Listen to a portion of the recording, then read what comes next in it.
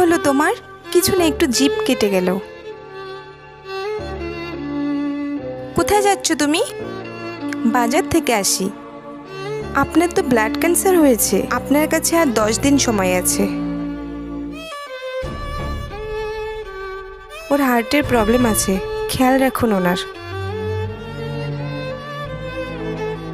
আজকেই ডিভোর্স চাই আমার। সোনা মা, তুমি ভিতরে যাও। কি করেছে এবার তোকে? ও আমাকে ডিভোর্স দিয়েছে। কালকের মধ্যেই তোকে বিয়ে দিব ওর থেকে অনেক ভালো ছেলের সাথে। মা, তুমি কোণে সাচ্ছ কেন?